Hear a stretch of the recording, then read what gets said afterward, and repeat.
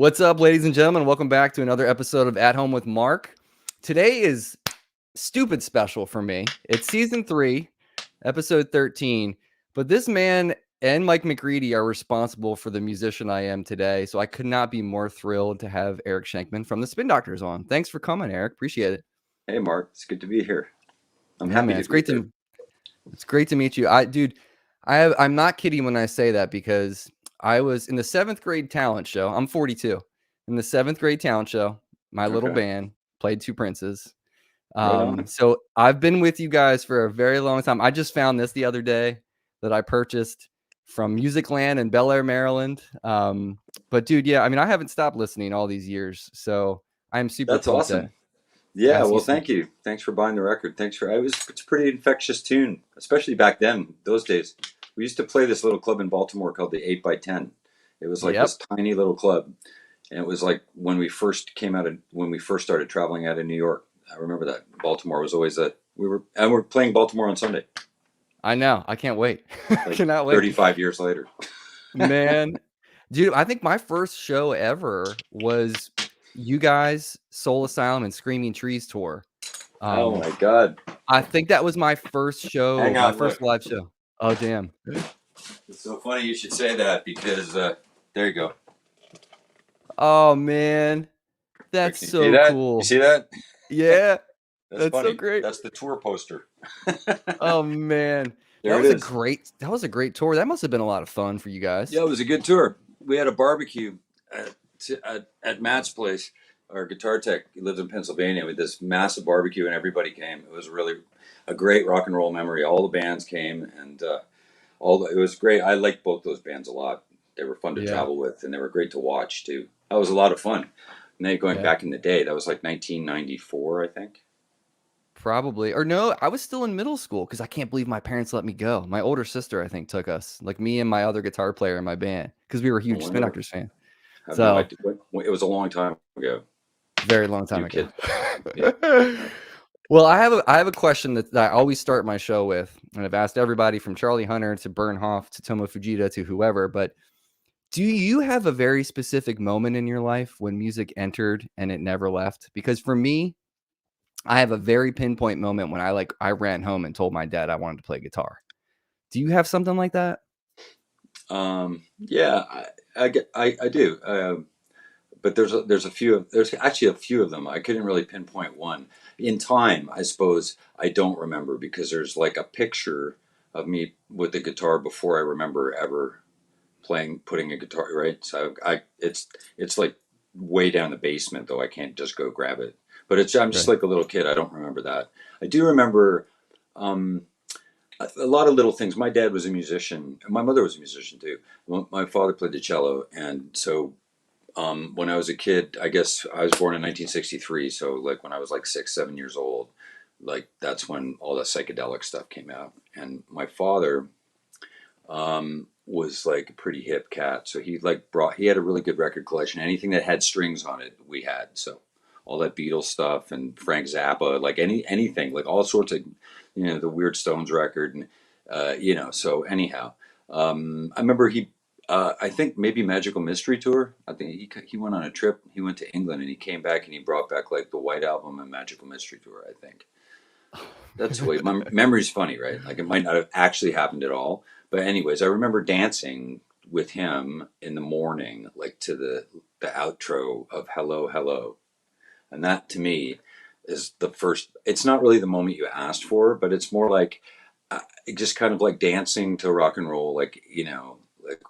with my old man. It was like uh, somehow that same kind of informative moment. It was just like I knew I could just do this. I would just do whether I liked it or not.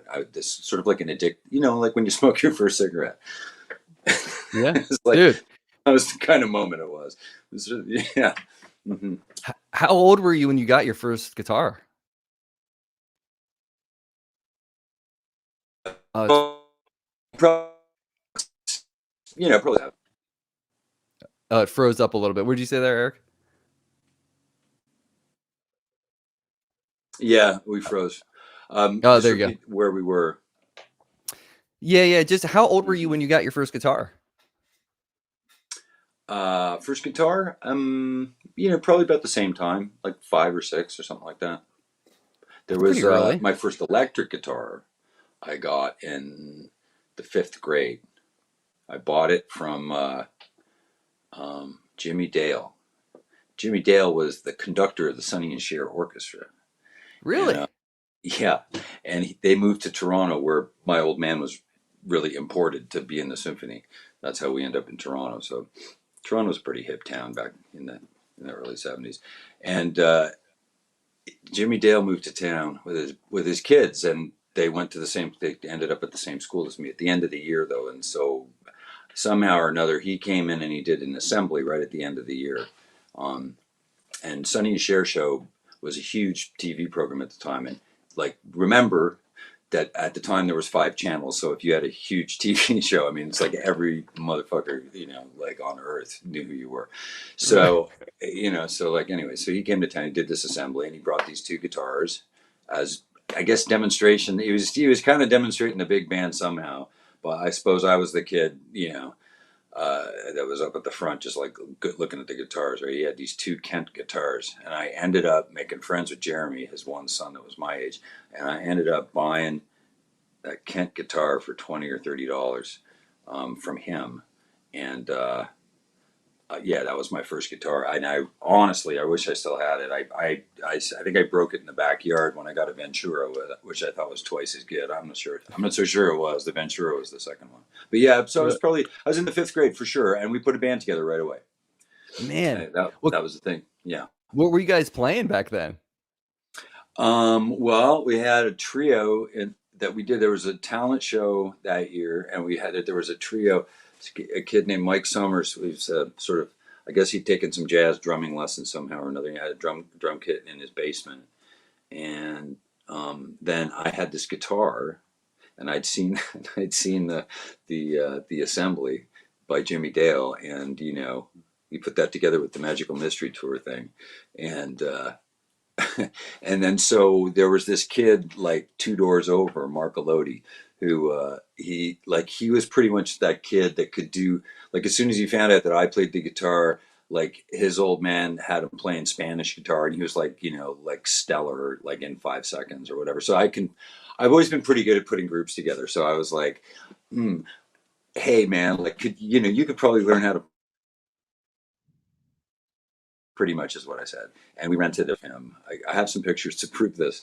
And so anyhow, yeah. So like it was like this was in the age of sweatbands. So I was like a sweatband and wristbands and like a Western shirt and this Ventura guitar.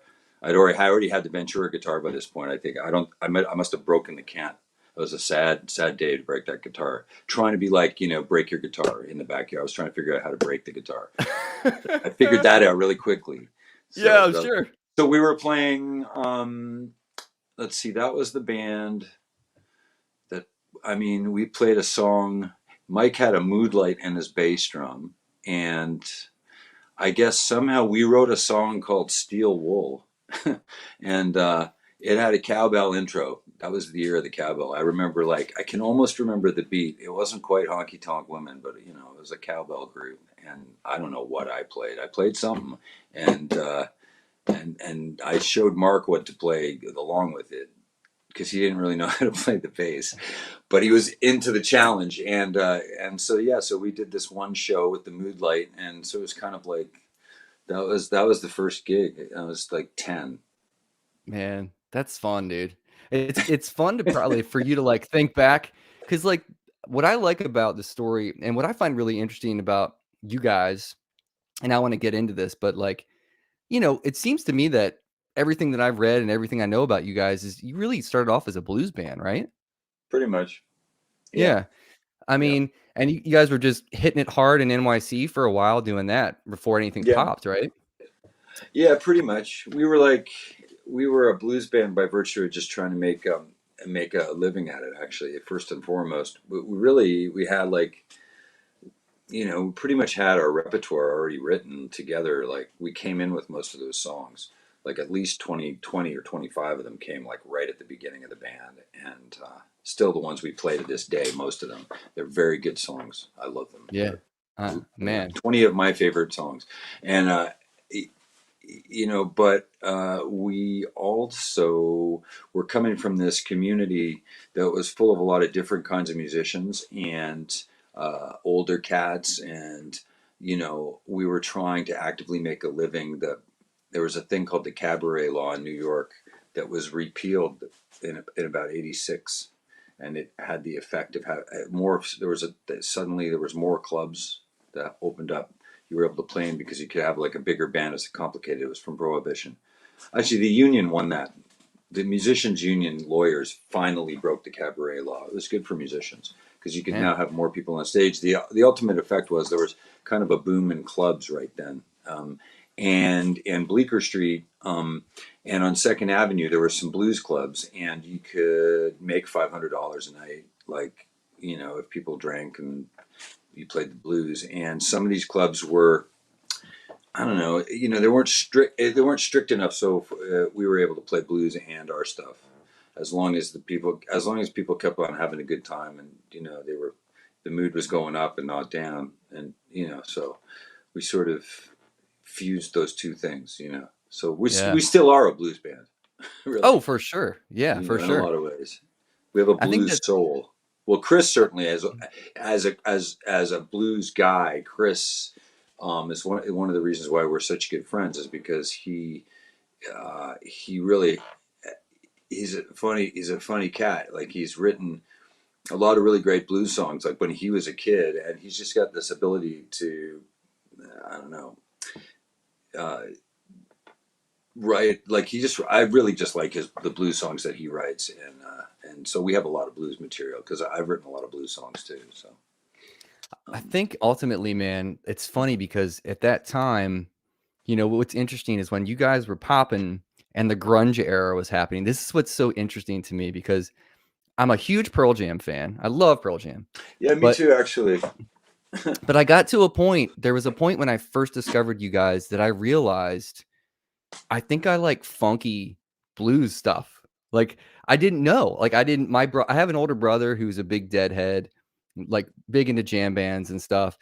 And so he exposed me to like Blues Traveler and whatnot. But I Mhm. think at that time it was a very formative time for me because that took me on a completely different path, musically speaking. Like, to the point where, like, now these days I'm super into like Wayne Krantz and like Schofield and like D'Angelo and like all this stuff that I don't know that I would have gotten there had you guys not existed, because it No, really shifted my mindset as a guitarist about what I wanted to pursue. You know what I mean? So it was that's an interesting interesting. time. Yeah, no, I hear you. Yeah, that is interesting, man. Well, maybe I think the thing is that uh, our band, we have. Um, it might not seem so on the surface necessarily what you may or may not know about us, but we have like a really improvisational soul as a group. The three of us, certainly, all of us, and it's like that is the element in music that allows you to, break down idioms, I think, and break through like those kind of walls. And just, it's either, there's two kinds of music, good music and bad music, or music I like and music I don't like, music that turns me on, music that doesn't turn me on. That's really the soul of music. And so if you get that, you can really get anything in music. I think that's the key. And Yeah. the Spin Doctors, certainly, that's what like that's what our thing is about. Our thing's about, like, we rarely sound check.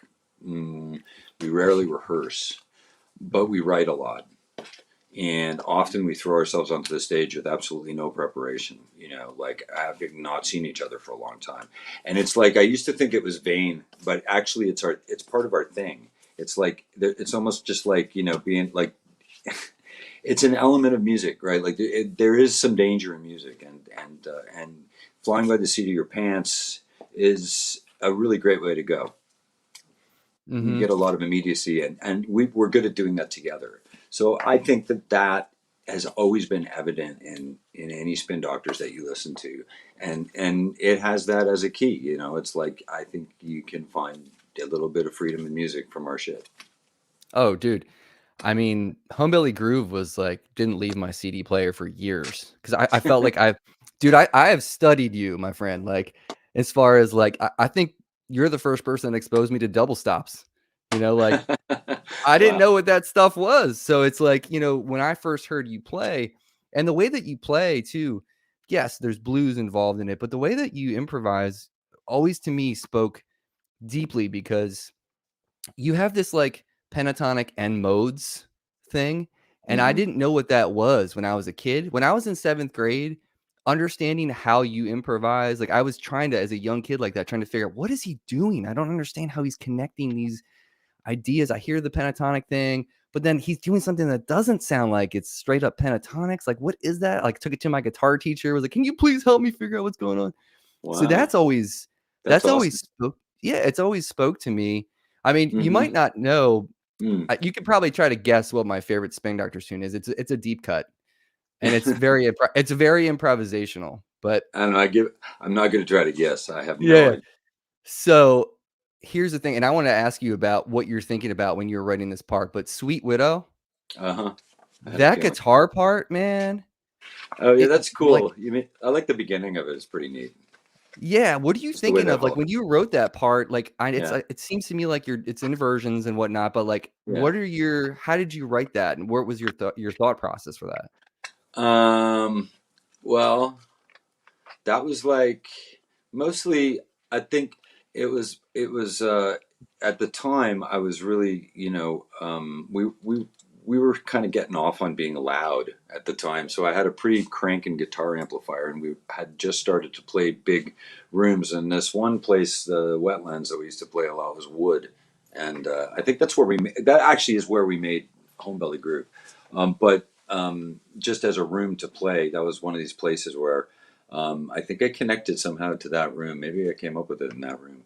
But that's where I played it. That's where that recording comes from. But certainly, it was just about the bottom note of those inversions as like I think it just rises up, and it was the way that it sounded in the room. It just sounded like a saxophone to me.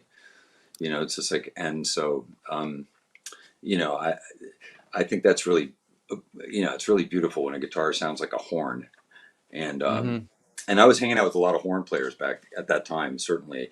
And so, that's where it was coming from. It was just really that's what I was thinking in any case. And it's a nice set of chords to do something like that with. And those inversions really sound awesome on guitar. I really haven't heard. I just sort of like decided to just go for a lot of them and just make a melody out of the bottom of it.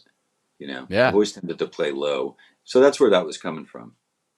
You It's know. cool because there's so much counterpoint going on in Yeah. that Oh, yeah. There song, is. There's a lot of thirds in it too. It's kind of like, it's a little bit like I was just thinking past the intro. I was just thinking about the solo section, and it, it's sort of, at the time, I think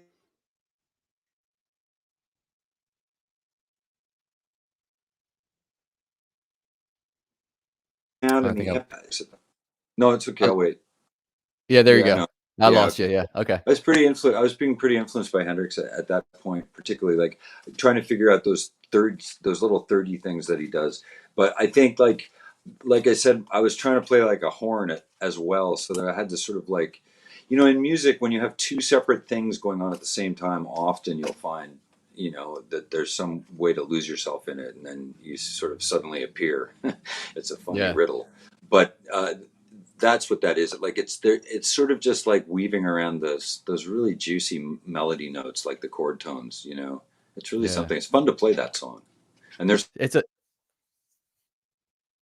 the open strings because it's an E, and you know, uh, like now that I'm like 35 years past that, I do that a lot with like the open strings. Like I get more freedom. Like I'll use the open strings in the context of any kind of chord because you get more familiar with what the different chords are. But definitely that's where I was coming from. The song itself, it was just like a little germ. I sang a bit of it to Chris, and we did like a bunch of that. We worked out those double stops with Aaron and me and Chris, just like 5 minutes later, and it was just like we just put that together like it was very fast.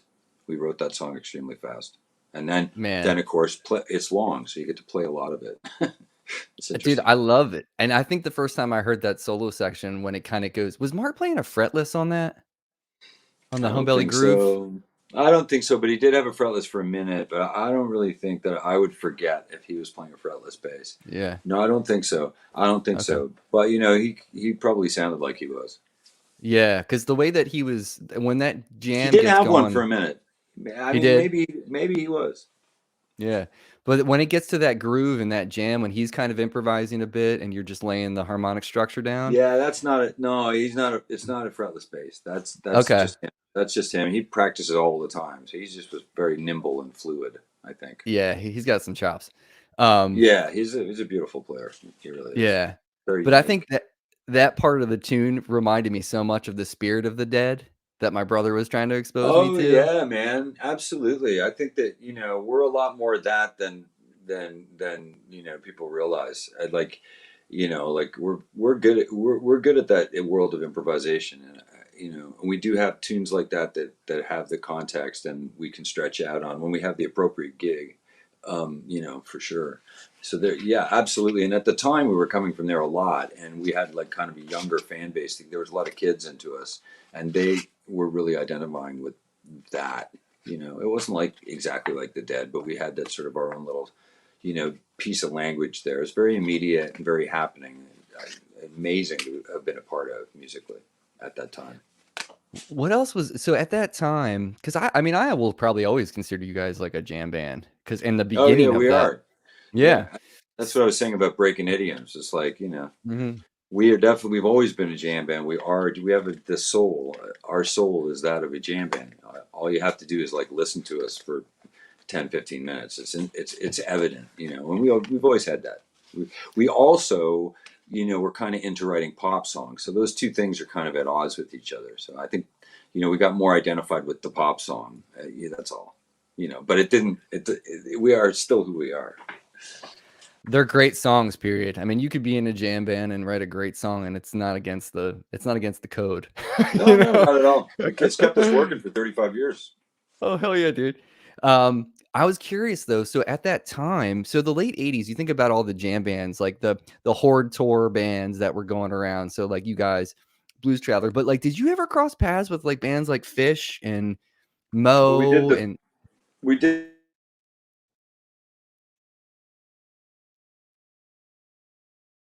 I lost you again, Eric. I'm not. You There back? you go. You're back. You're back. Yeah. We did the first Horde tour with Blues Traveler and Fish Okay. Okay. and Colonel Bruce Hampton. Oh, man. That's a Yeah, and lineup. then I think the second half of the summer, Bella Fleck. Maybe Fish left after the first half of the summer, but yeah, we definitely we did that. We did that tour. That was a good tour, and we were actually like we were in. I think we started third in the bill, and we were first on the bill for a while because the song got big in the middle of the summer. So Yeah. those guys Yeah. instantly kind of had a hard on for us because we ups, you know Yeah. That had to be interesting though, like in the we were like the juxtaposition of punk jam band back then, basically right. the punk Yeah. punk pop jam band. Yeah. That's hip, man. I feel like Hmm. the that had to be an interesting time because with what was going on with popular music and then like having you guys break so hard, did it feel like it happened like you're like, "Oh, what? What is this? What's going on?" Yeah, Like, uh-huh. Yeah, we broke yeah. like extremely instantly. And that's what happens with a pop song. That's just what happened to us is we had a pop song. Like well two really, but they just popped and that's a lot of exposure in a short period of time. At that time, MTV was the only way that people really, you know, it was just starting to be kind of like multinational and so we popped on MTV and just got very big very fast and then just started touring like wider and wider and wider. That's basically what happened, and it did happen really fast, so Yeah. it's a lot to deal with actually. I'm There's a sure. lot that happens.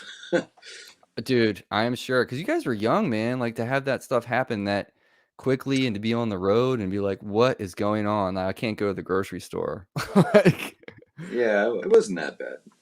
okay. It was cool. I mean, it was just a lot. It was a lot. It wasn't really necessarily surprising either because I think we knew the songs were good, but uh, it was like, yeah, it was kind of a lot for our group to deal with. We didn't, we really didn't communicate particularly well back then at the time, so it was just kind of like, it's not like we grew up together. I think, Right. we're like musical brothers, and interestingly, we're still together. But yeah, it was a lot Yeah. Well, I fun. mean, I remember the MTV thing because I remember seeing you play that white Cubs custom Gibson in that Uh-huh. video, and I wanted one as soon as I saw that. I was like, "Oh Uh, man!" that's But so I mean, fun. I've been a Strat guy. I have my Strat right next to my desk, Hmm. but I've been a Strat guy forever. And I remember I wanted to ask you, so like the process of recording those records, especially Home Belly Groove, do you remember what gear you were using? Because I always remember seeing you with that like Sherwood Green triple humbucker.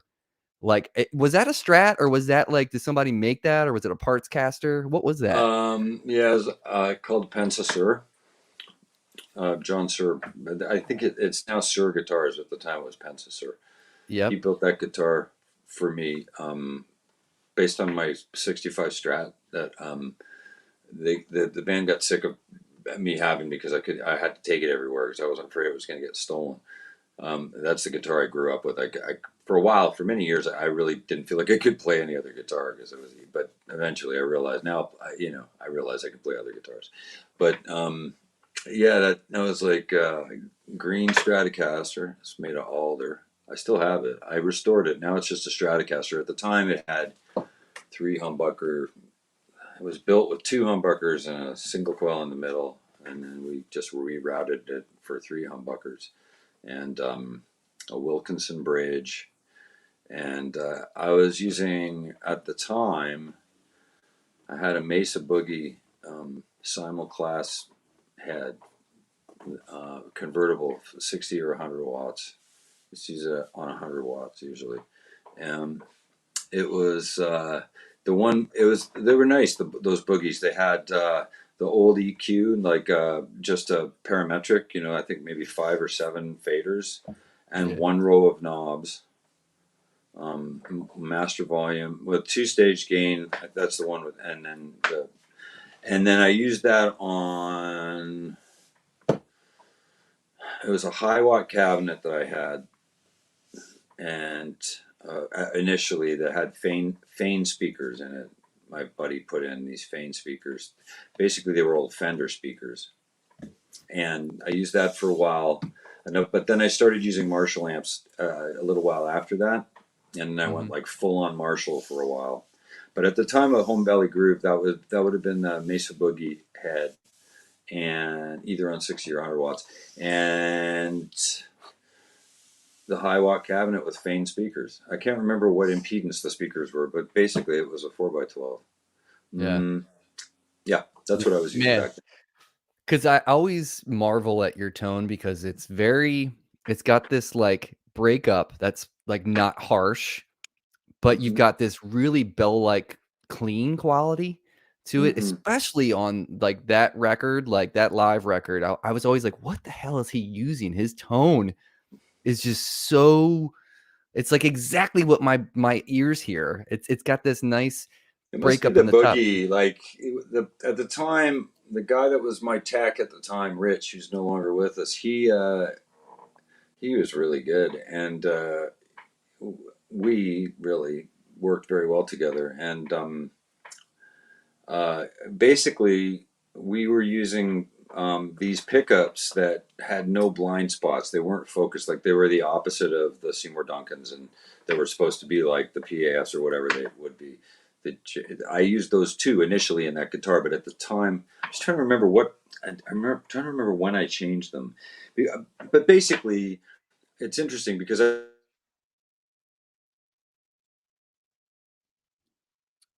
lost you again. There we go. I didn't like the way the cabinet sounded with, with the head, so that's why I used my other cabinet that I already had. Well, I think that bell sound is like it's a bit of boogie and a bit of me. I mean, I sound like me. It doesn't matter what I play. I still sound like me. I think the best way that is described is just like, it's probably my thumb, and Mm, I think, and my fingers. Like, so no matter what acts you play, My teacher Chico Hamilton, who's also not with us anymore, once said to me, he said, "Shank, how come you use that thing?" And I said, "What thing?" He was a drummer. He wasn't a guitar player. I said, "What thing?" He goes, "That pick." I said, "What do you mean, man?" He goes, "Why don't you use your thumb? Because it's nobody. It's your thumb. You know." So, I think, like, I didn't need him to tell me that, but I think, like, there's you sound a little bit like your sound is really what you hear in your head, like Right. it's like you make that comes through the instrument, your touch. It really, so there's a little bit of that and a little bit of Mesa Boogie, I think, in that record. I think that's what you're hearing. Was the You boogie know, on Pocket Full of Kryptonite too, or was that like we're using other stuff in the studio? I used some Boogie and some Marshall. I used Vox. I've got a really good memory for this shit. I didn't really realize. I used a Vox on 40 or 50, but I used a Marshall for like all of the lead stuff for sure on Kryptonite, a 100-watt Marshall, Okay. an older one. And I probably rented it from Artie Smith. I rented a lot of stuff from Artie Smith for that record. Actually, the guitar, the Les Paul is hit was, I think it broke after recently, but it was a '59 burst and a Mm. beautiful one. And if you want to see what it looks like, it's on my IG page. I play with the Spin Doctors and Roger Daltrey on Letterman, and the guitar I'm playing is the same guitar. That's the guitar. Man. My one of my favorite guitars I've ever played. Certainly the most valuable guitar. I mean, valuable to my own career, because that's the guitar that I made up the solo on Two Princes on. So Man. yeah, Whew. That's great, dude. And then yeah, so when you get to turn it upside down, like were you for the Marshalls, was it like a Plexi or like a Super Lead or something or a JTM or yeah. Those are the ones I like. I never really got into the JCMs. I like it was a 100-watt. We were trying to record. They're hard to record. Um, the JTM, the 100-watt JTMs. Um, from I have a bunch of them. I'm still trying to get rid of some of them. They're plexis, like 69, 68, 60, 67, 68, 69, 70 in there mm, somewhere. So man. those, and then I was also using, at that point, I started using a tricked up twin head from the '70s, and we flipped it upside down and put it in a box so that we could still have the reverb, put the reverb tank on the top. So it was just a head. Um, and we put a rectangular anodized panel on the front of it with an hourglass, because that was Rich's company. But it was just a Fender Twin, and all the knobs were backwards because it was upside down, and the inputs were here, instead of here or wherever, it was backwards. But what we did was we took the rev. Uh, what knob is it? It's got tremolo, so like the last knob, instead of being part of the tremolo, was we copied the present circuit from the '59 Princeton and put it in Mm. there. Yeah, so that was one of the amps. I still have it, the silver one. The blue one was just like all honk and power, too much. Those twins are very powerful, particularly the early '70s. They got the big. If it's a heavy twin with no master volume, it's hard to lift. Then it's one of those ones. They're just like heavy. They're just loud, and my Yeah. band, but the Spin Doctors doesn't. They won't let me play a twin or a Marshall anymore on stage. Those two Really? guys, Aaron and Chris, like they'll just look at me like, fuck you, man. It's interesting. I can play two Voxes. I use a Fender Bassman now. That's what I use on stage now. But at the time, yeah. So at the time of that JTM, I started using this tricked up twin, and you mismatched it. Well, no, maybe it wasn't mismatched. But a beautiful 2x15 cabinet. I think we played. If you find the Spin Doctors on Saturday Night Live, we play. I'm using that rig. It's like a Marshall on 4x12 and a Fender Twin chassis on a 2x15 cabinet, like ported and deeper than a 4x12, that would like blow out a flame at a foot from the port. And I had two. I still have one of them. I had two of these things. We built two of them, but they have D120 speakers in them. That's the speakers that used to come with the dual Showman. They've got orange stickers on the back. Oh, yeah. Oh, it froze again.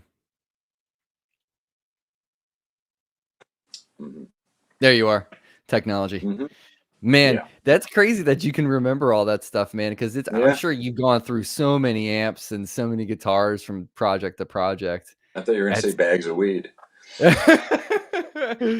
um, so I wanted to ask you, so as far as so when you left the band, which I was so upset when that happened, but you know, what are you gonna do? You Me gotta go do too. your thing. At the time, I was too. But Yeah. it's all worked out. Yeah, it has. I mean, and Something to Believe in was a great record. You know, but regardless, Oh, I it's feel funny like you should mention that because honestly, for whatever reason, I don't pay. I never paid attention, and up to and including like till today. And so we don't never even talk about it. We just do shit that we wrote. yeah. I mean, it It's makes funny. sense. That shows you though. That shows you that like in a nutshell. Like I mean, you know, that shit just got too. I couldn't deal with Chris. He was just impossible. And like basically in a nutshell. And I was just like, fuck this, because that's who I am. I really am. And like I'm loyal to a fault, but I'm just like, it was just too much. And I was just like, I mean, I was just like, I started this band, I named it. I was just like, too much. I've had enough. Whether I was right or wrong, it doesn't even really matter. And 7 years, they a bunch of different renditions of the Spin Doctors, and you know we end up reuniting over the closing of the club that we used to play at. The club put Yeah. us together, and we got together in a rehearsal hall and played like 3 notes, and just was it's just like, okay, yeah, what the fuck were we thinking? Now the Band doesn't magic really is work. back. Yeah, like particularly that, like I said, particularly Aaron and Chris and I, and Aaron and Chris and I, really, we started the group like in the beginning. Mark came in about I guess a year later, really, after a bunch of different bass players, and it was like, but like just instantly. And when he came and started playing with us, it was instantly evident too that we clicked. And Yeah. but yeah, so ever since then, so in a way, it's a funny kind of a thing. They made some decisions during that time. Probably could have been better for our career if they had toured more. Probably. On the other hand, Aaron, God bless him, is steadfast to the, thereby giving it like the ability to still be there 7 years later, when we just realized that we just went back to the way that it always was. We struck up our 4-piece thing again, and like we just and we've been together for almost over 20 years since then. And Man. we work hard. We've made a bunch of records, and we tour, like we do 2-3 gigs a week in the season, and you know it's, and we're trying to we try to push forward all the time. It's Well, I'll tell you this much, man. What's interesting was so like when Nice Talking to Me came out uh-huh. and I heard I it got for to the get that first shit on Apple Tunes. It keeps on popping off Apple Tunes. Anyways, go ahead. when I first got that record, I was like, "Oh, here's the magic." And like what was interesting to me is it felt like Kryptonite Part 2 in a way. Yeah, yeah, it You does. know? Every It record we really make, every record we've made since then feels a bit like that to me, but it really did. Sorry, you were going to say? sonically. Well, no, sonically too, dude. Like that record sounds awesome. Like it really does. Like Yeah, and it. even with like the way that you guys approached, I mean, Aaron's drum sounds are always freaking amazing. But there was something about that record too that really hit me hard, where I was like, I felt not that you were away, but I was like, they're back. Like, this is what I Yeah, wanted to hear. You know what I mean? yeah. I think we nailed that vibe on that record. Really, I couldn't agree with you more. And we do tunes off that record still, which is the proof. When they still kick like that. Nice Talking to Me, the song, and Sugar, the song. We do both of those regularly. I'm trying to think of, and Margarita. Yeah, Margarita's Those, a killing tune. yeah. I mean, this is the thing about our band. We're working on a new record right now, and the thing about us three guys as writers is that we're like it. we'll strike up to make a record, and it always turns out a bit like Kryptonite, because Yeah. that's the kind of record we make. So you'll have like a couple of songs that are pretty hitty, like, poppy. They're Chris doing singing that song again, but it's like this much later, and then you'll have like some jammy. We'll push on the improvisation button, and then we'll have some funky stuff and some hard rock, like not really of the like the metal. Yeah, it's funny. Like we really touch on a lot of styles in Uh-huh. and that's what you'll find. And Nice Talking to Me is a good example of that. It is. But we play those three songs. I'm just thinking, because the record we're working on right now has like it's sort of a similar strata, really. Like, because I know we've written about, there's 15 tunes so far. We'll probably write another 5 by November, and then we'll probably weed it down to say 10 and record them by the spring, I think. Oh man, I'm excited. That's great. Yeah, it's going to be Um, good. I think it's just as good as any of them. It's going to be good. I can't wait to know what it's called. But we've been having a lot nice. of fun writing. Heck yeah, dude. The song that really surprised me too is like Kick the Habit. Like it goes somewhere you don't think it's gonna go at the end, which I loved. The first time I heard Yeah, that, I was like, okay, all right, because yeah, the most of the album is up and pumping, yeah, and yeah. then that song comes in, and then the Uh-huh. end of that, you go prehistoric on it, and it's fun to listen to that. But I always like that. Yeah, yeah. that had a nice slow burn to it too, like Right. the way that you craft a solo and like tell a story with, melody and everything with the guitar is just beautiful, man. Like it's It's always kind of been like, to me, it's kind of like me and Aaron, really. Like it's the solo, like to solo with him is really like part of it for me as well. I mean, I work with a lot of different drummers, a lot of good drummers, but um, it's partly. Are you still? Did you freeze? no, no, I'm here. Okay, good. Yeah, so it's partly like working with him. The end of that "Can't Kick the Habit" is really a spontaneous reaction to the song itself, and it's about as long as the song. If you Yeah, look, oh, it's almost totally. exactly the same. It's the same length. We were I working know. in a really cool, and we were in a really cool environment when we were making that record, and we worked with Matt Wallace, who's a terrific producer, and the engineer was really good, and we were working at Sound City in Van Nuys, which is the old Vox amplifier factory. It's the place where Boogie Nights with the jackalope above the mixing board. Yeah. And it's Tom Petty records, and Nirvana made records there. Yep. And they have a great big drum room. Um, and Aaron sounds good in a big room. They have this vocal booth that like wheels around in it. So Chris was like in this vocal booth in that room, and Mark just was sitting on a chair with headphones on and playing through the board. And then they built. There was a door. No, was it a door? Yeah, it was like a door. There was a door to the hallway where all these other rooms were. They used to use them as like bedrooms and stuff. There's a hall. They could use it as an amp for speakers or whatever. Like it's off the main room. And we built like uh, a wall with the window in it.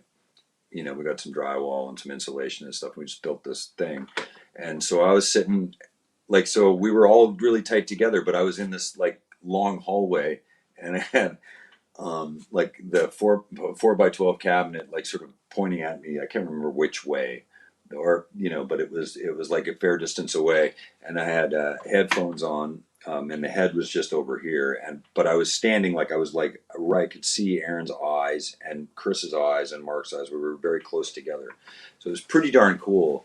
I probably went goodly deaf that session for that reason. But no, wait a second. No headphones. We put monitors in there. That's how come we built the window. Yeah. So I was sitting Oh, there and standing there, and I had a monitor for those guys as well. So I had a speaker, I had my amplifier and a monitor, and Aaron was in the drum booth, and Chris was in the vocal, or he was in the big room, and Chris was in the vocal booth, and Mark was playing through the board. And so the guitar was like really, really, the whole band felt extremely live to me, particularly. And like it was just a very live feeling. And so the end of that tune, and we got a lot of great sounds, period. mhm. But the end of that tune was spontaneous. As a result, it was a reaction to the song, because the song is really plaintive, and it felt like it needed to,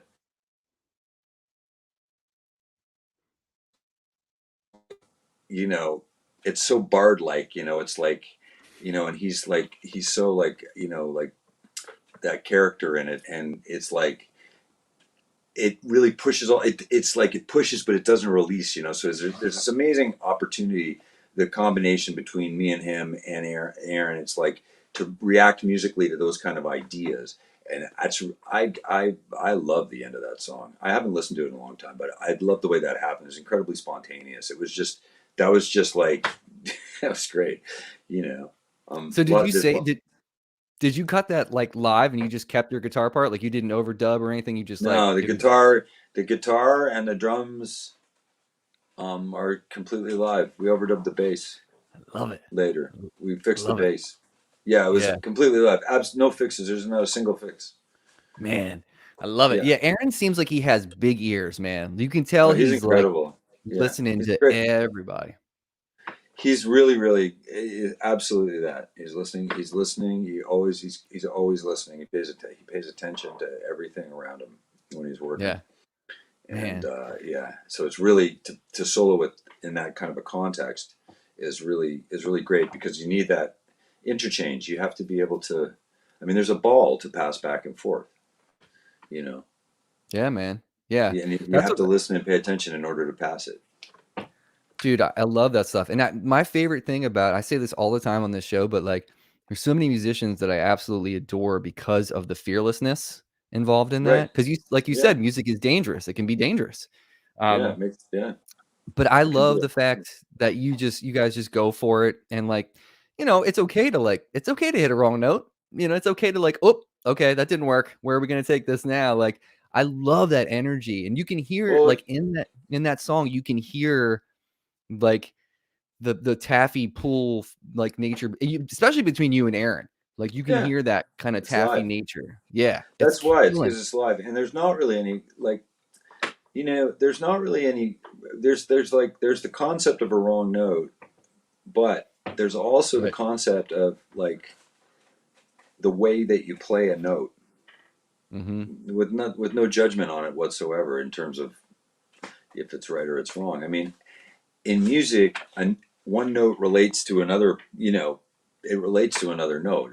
It's some distance away, and so I think that in order to be fearless like that, the more you need to rely on stuff that and or stuff that you come by naturally, that you just feel, that you put in your playing. But really, there's a it's the way that you play it, the way that you play a note, the way that where that note is when you play it. I don't know how to describe it. Is just as can be more relevant than what the note is called. Right. Oh, So totally.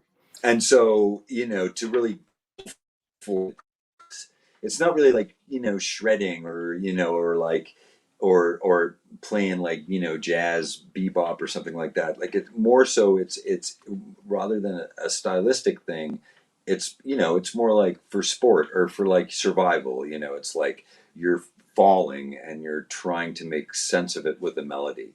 And so in the context of that, everything's incredibly relevant, and music becomes really I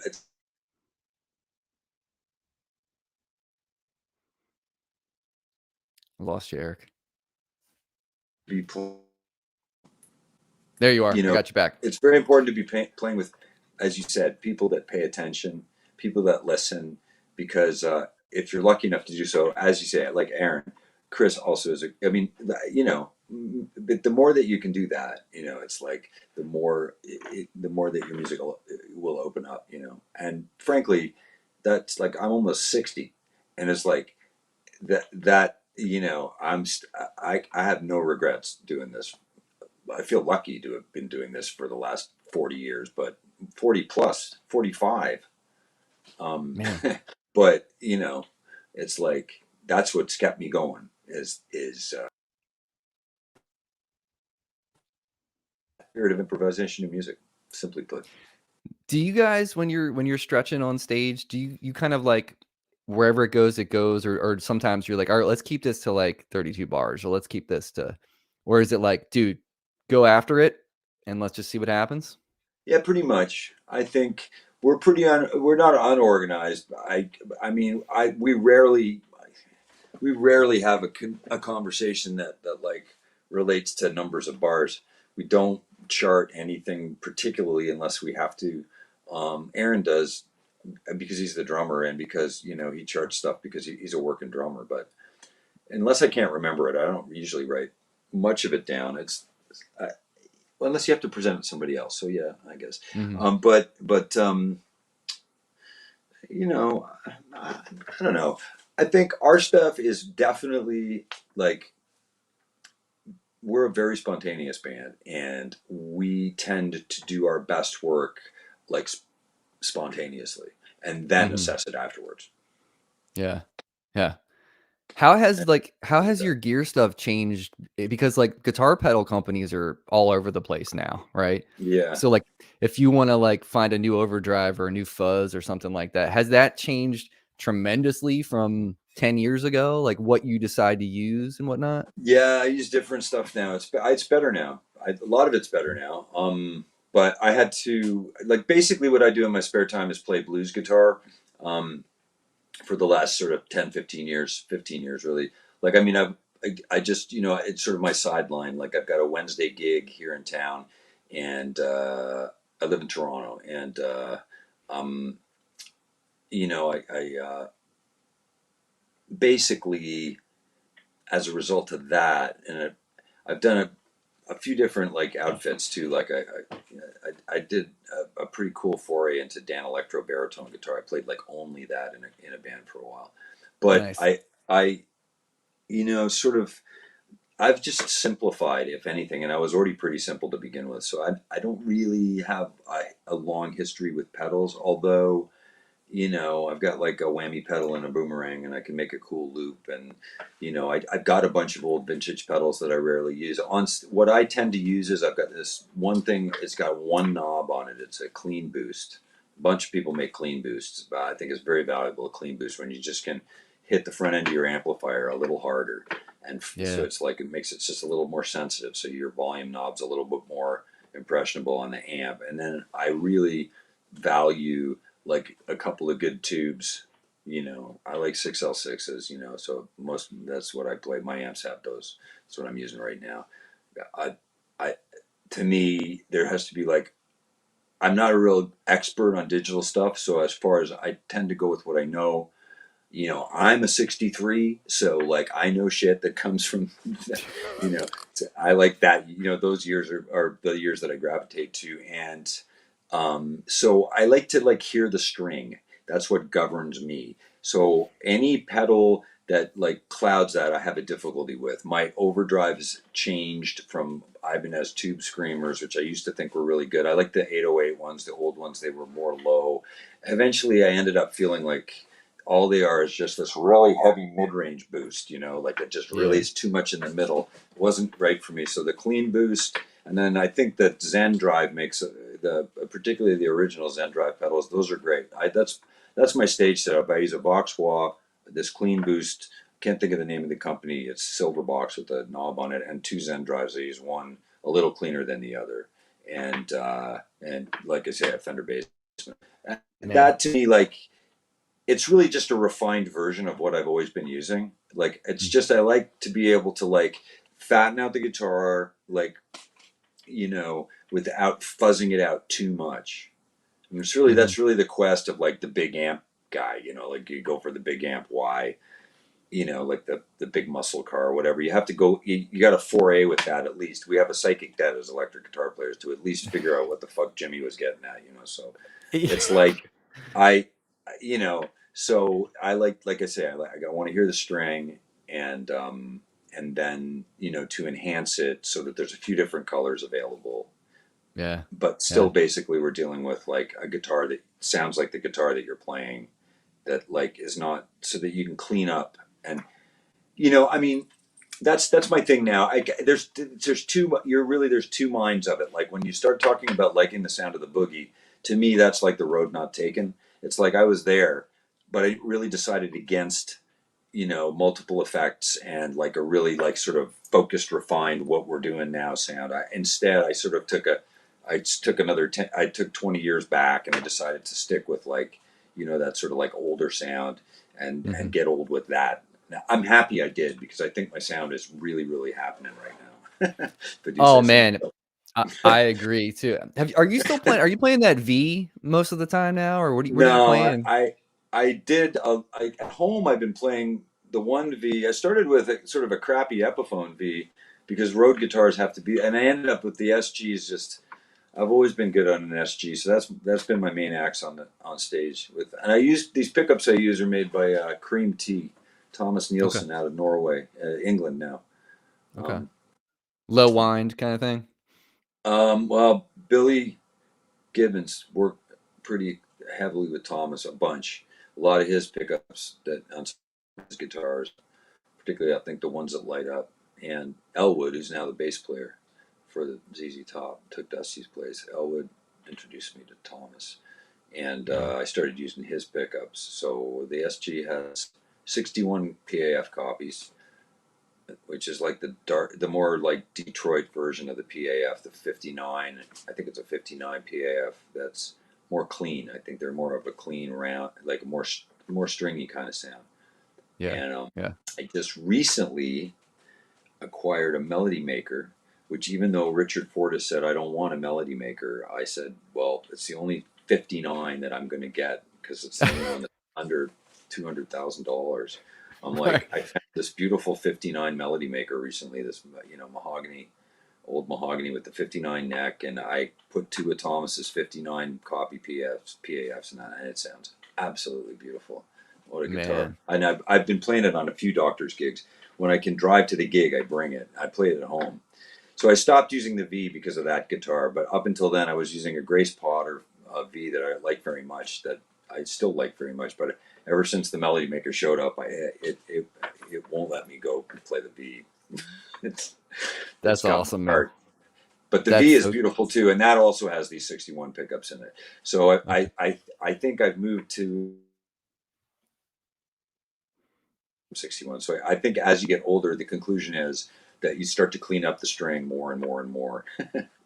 How do you like Yeah, man. that?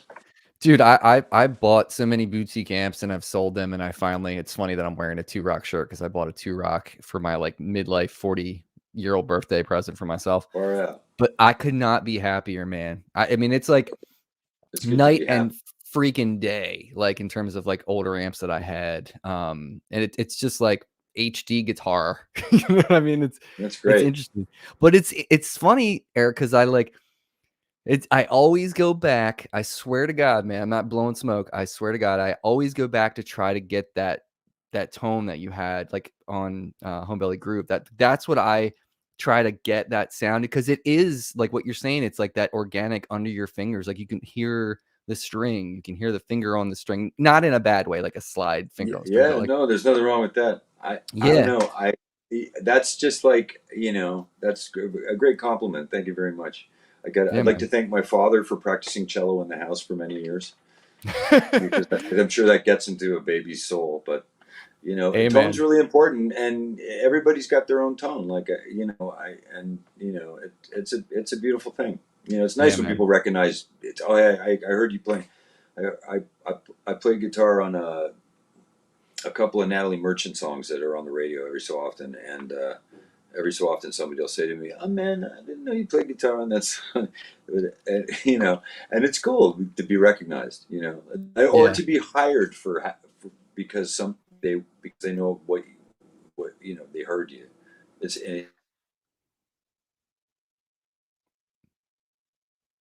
I lost you again. There you are. Yeah, there you are.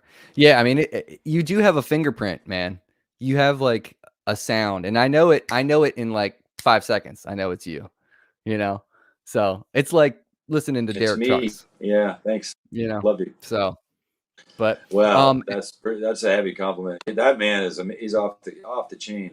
Yeah, but that's right. You're right. It's absolutely true, and that's one of the things that makes it possible to work with other guitar players too. Is to like to think about it that way.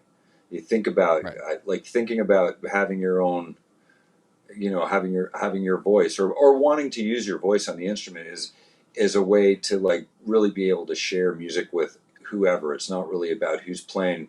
It's not like that. You don't think that, say, Derek Trucks, for example, is virtuoso, but like I would still love to play with him, Mm-hmm. because of what you're talking about, because of fingerprints. It's just like everybody plays differently, and and that's what's beautiful about it.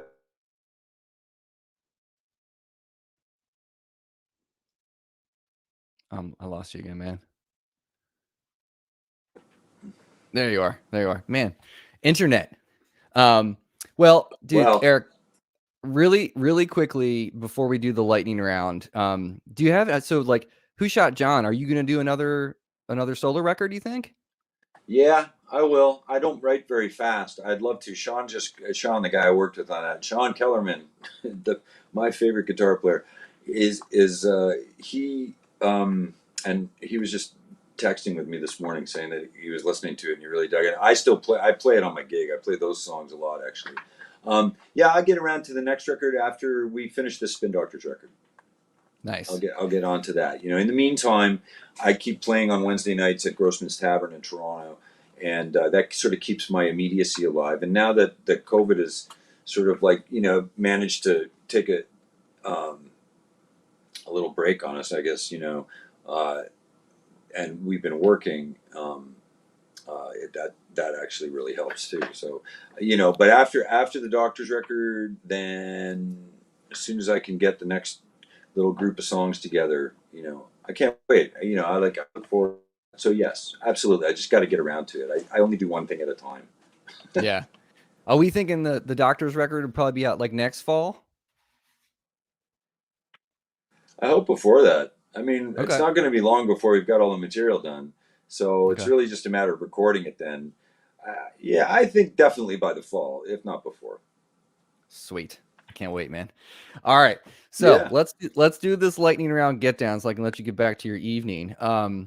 What we're gonna do is I'm gonna pop on a metronome for some suspense because everybody Okay. needs some suspense during this. You need suspense. We're gonna cruise at an altitude of 110 BPM. Nice, chill, groovy metronome beat. I'm gonna ask you 10 questions. Okay. You can explain your answers if you want. I love hearing explanations, or you can just burn right through them, whatever you want to do. Ready? Oh, look, it's here. That's my record, people. Oh yeah. Nice. You froze again. On the table. Yeah, I'm ready. Of course, I'm ready. All right, cool. All right, here we go. First question's always the same. Lennon or McCartney? Lennon. Okay. Dark or milk chocolate? Milk. P90s or single coils? P90s. Christopher Walken or Christopher Cross? Christopher Walken. MTV or Much Music? MTV. Plexi or Bassman? Basement. Off My Line or Genuine? Which one do you like performing better? Genuine. Okay. Freddie or Albert King? Oh, impossible. You can do it. Come on, you can do it. All right, fine. Albert. Okay. All right. Here's a good one. All right. Would you rather be stuck in a rom-com with a bunch of people you can't stand or in a horror movie with all your best friends? In a horror movie with my best friends. All right, cool. And then here's the last one, Eric. All right. Sometimes this is the easiest one for people, sometimes it's the hardest. But if you could take one record and erase it from your memory, so like you've never heard it before, just so you could go back and experience it for the first time again, what album would that be? Oh, wow. Let's see. I think uh, it would be. That's a good question. Hang on. I can do it metronome. Just keep going. It's going to be a ballad. We're going into cut time. Like, yeah. Are you slowing down the metronome? No, I'm not. Kidding. It's still I'm just 110. kidding. Um, well, I guess I really don't want to select like a Beatles song or Beatles record. I think maybe we're only in it for the money. Frank Zappa and the Mothers. Oh, okay. Okay. How come? Well, because I never really experienced that one right the first time. I was always an absolutely free guy. Okay. I just, it's funny, man. You say that. I just put Mothers of Invention back on my phone because I forgot about how wonderful Florentine Pogan is. Oh man, forget about That it. song, oh my God, dude. Everything about that song. Mm, Yeah, there's a lot of great Mothers of Invention. totally. Did you freeze again? Still there? Still there, Eric? There you are. There you I are. was running through my records in my head. I was like collating my record collection. I was trying to get through it. I'm like, no. Anyways, see, you'll notice Yeah. that that's what I picked was a Zappa record. That's at the end of the alphabet. That's true, man. Dude, Eric, you have no idea how thrilled I am to be able to chat with you, dude. Like, for real, you changed my life in terms of the direction I went with my life with music. So I can't thank you enough for, like, putting me on the path I am right now. I mean, I've had a long path, man, from high school into college, and then I ended up going to Berkeley when I was 28 because I wanted to get even better. Not to say I'm great, but I wanted to get better at the instrument. But like, it all started with you, man. So thank Well, you so thank you much. very much, my friend. I'm honored to be a part of something like that, and it's great to share music with the world, and participate in this thing called music. I think the planet is fucking crazy. So like, thank God this is what we do. So keep Yeah, on man. rocking, my friend. Yeah, you too, man. And I'll probably see you this Sunday, dude. I can't wait. It's gonna be Please amazing. come Hopefully, out, dude. Please come out. Like, yeah. I somehow make. Let's see, just the sound. Paul, just our front of house guy. Just go find him and say that we did this podcast thing, and if you have any problem at all, or just come up and say hi. Whatever. Hell yeah, dude. That's amazing. Well, Eric, All thank right, you again, buddy. Appreciate it so much. Everybody else, take care of yourself. Take care of each other. We will see you next time. right on. Okay, bye.